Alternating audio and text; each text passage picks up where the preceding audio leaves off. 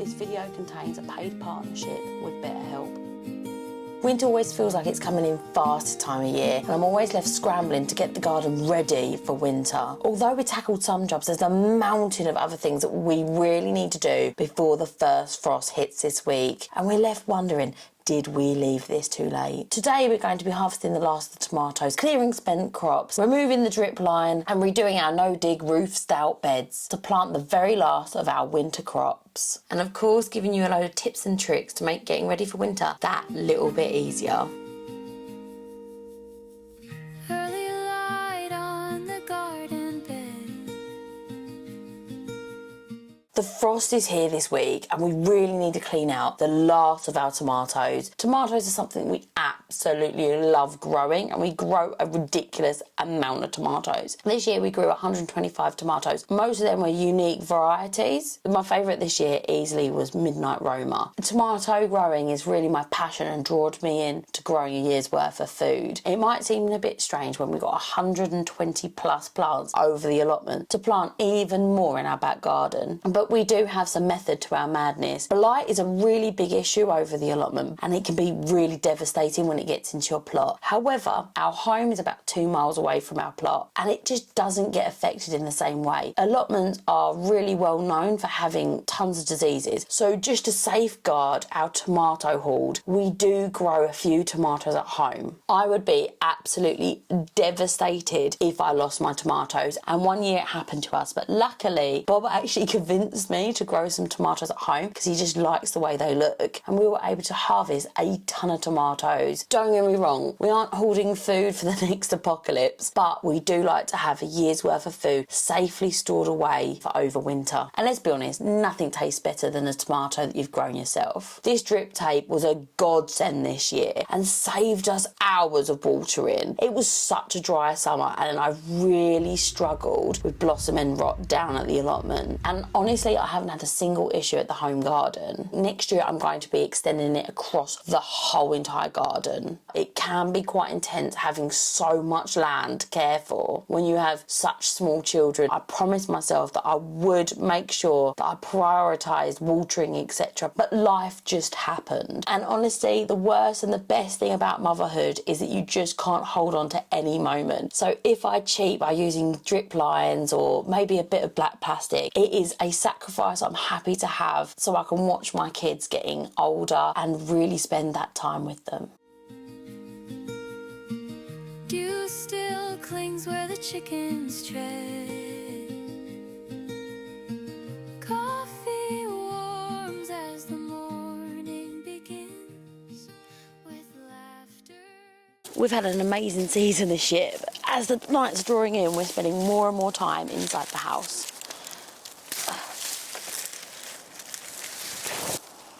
I know a lot of you struggle with burnout over the summer and even the autumn too, with the amount of harvest that's rolling in. But winter has always been the hardest season for me for the lack of sunshine and the really short hours. I'm a really outdoorsy person, and I can really struggle with the inside time. Between homeschooling, cooking from scratch and the garden, things can get really overwhelming. And that's where BetterHelp comes in. I've used therapy a few times in my life, and it's honestly really helped. BetterHelp paired me with a therapist that was able to be there for me if I needed a text call or even video call. And because they're our paid partner, they've actually given us a 10% discount on the link below for your first month with them. So if you need someone to speak to this winter, there's a link in the description below. It's the first line. Or go to betterhelp.com/that British Homestead. You deserve a winter that smells like soil and not panic. Morning begins with laughter rolling on the wind.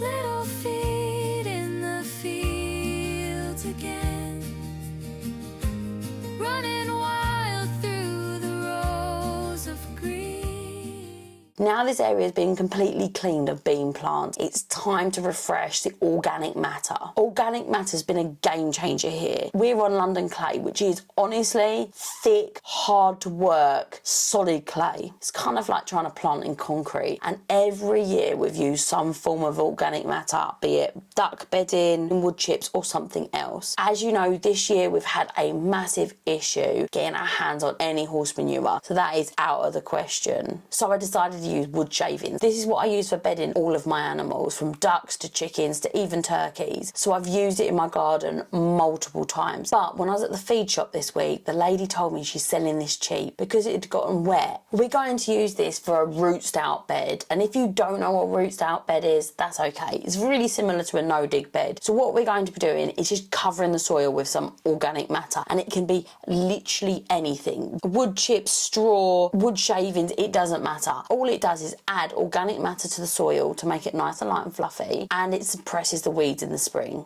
Joy so simple, pure and true. This is the life we're growing into. Okay, well, I'm just leaving everything to the last minute, aren't I? It's time to plant out. The weather really hasn't been playing ball, and I've just been absolutely inundated with colds and rain and a little bit of sickness here and there, and the winter crops have really fallen to the wayside. Now, these are overwintering cauliflowers. They should be okay being planted out this time of year, but I am cutting it fine. Ideally, you want to be planting these out roughly about late October, and I'm thinking to myself, well, it's better to have something in the ground, even if they bolt, because we know Mother Nature, she's a modest lady, and she likes to be covered. So I'm really taking a gamble here and planting them out. But let me know if you think I'm going to get a good harvest or I'm planting them too late. I'm thinking they're less likely to bolt because they are overwintering varieties. But with every passing week, you are getting less of a good size harvest. So only time will tell, and it'll be really interesting to see next spring if we have a good harvest.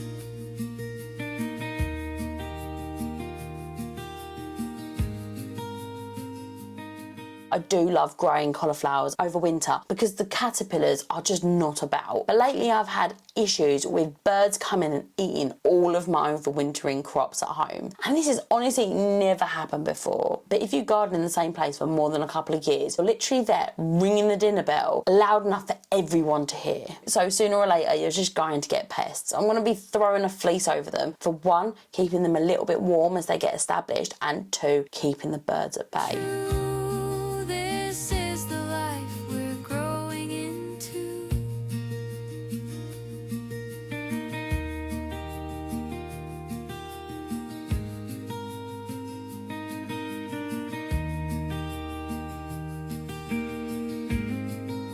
Now, this is something I really got wrong when I first started gardening. I would plant out a ton of things and end up killing half of them. And that's because I wasn't watering them in. You really do need to water your plants well, no matter when you're planting them out. When your plants have a good drink, it settles the soil around the roots, which really decrease the likelihood of them going to shock, bolting, or even just outright dying. And honestly, it took me years to really realise this. And now, no matter what the weather is, I make sure they have a really good drink. And since then, I really do lose many less plants.